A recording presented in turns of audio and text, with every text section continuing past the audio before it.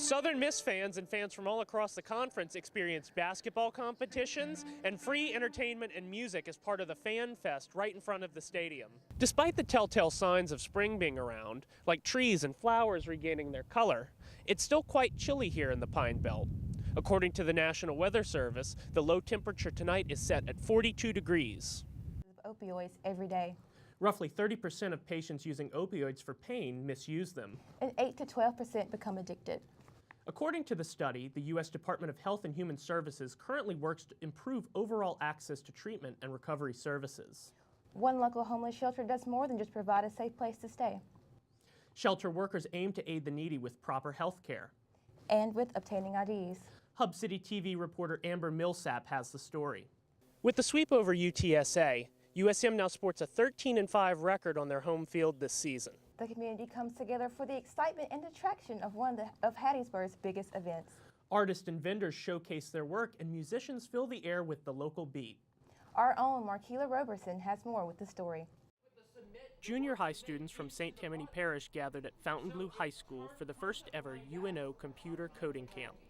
The students put their game faces on while receiving valuable information from UNO instructors on how to design video games. UNO Coding Camp is a week-long, intensive boot camp to teach kids who have no experience how to code whatsoever how to make video games from the ground up.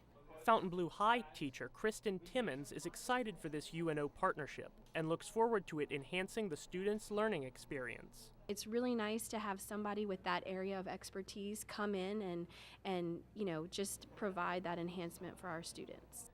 And students enjoyed the creative aspect of designing a game. It just seems really cool, and it's interesting to see how you can make something with technology. I find it kind of like as an art form. Like you can do what the instructor tells you, or you can go past and have more fun as you get more creative.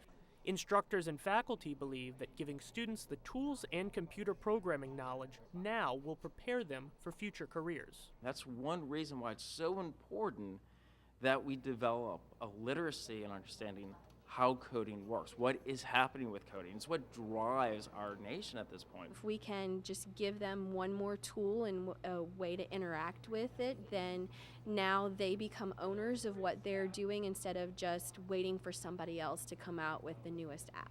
At the end of the week, the students presented their finished games to family and friends. Students, focusing on the future, even in the summer.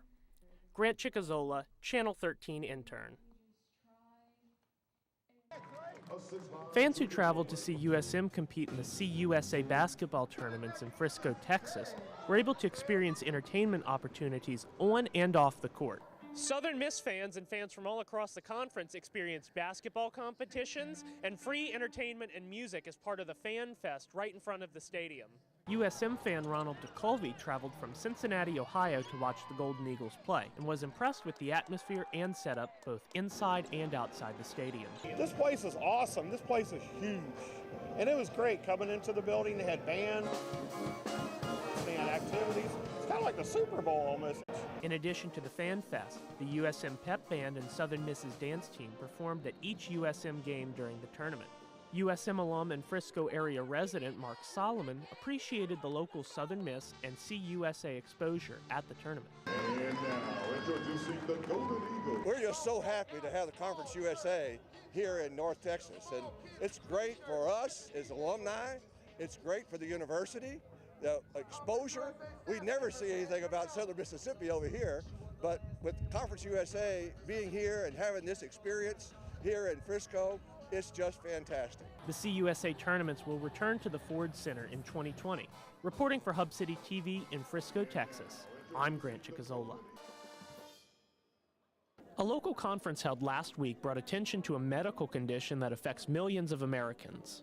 Hattiesburg Clinic's ADHD and Related Concerns Conference took place last Thursday and Friday at Temple Baptist Church, allowing attendees to learn more about ADHD and other attention-related disorders. Dr. Ronald S. Kent talked about what ADHD is and who can be affected by it. ADHD is a neurodevelopmental disorder that affects your attention, your activity level, sometimes more one than the other, but it can be problematic in children, of course, in school, but in adults, even at home and in the workplace.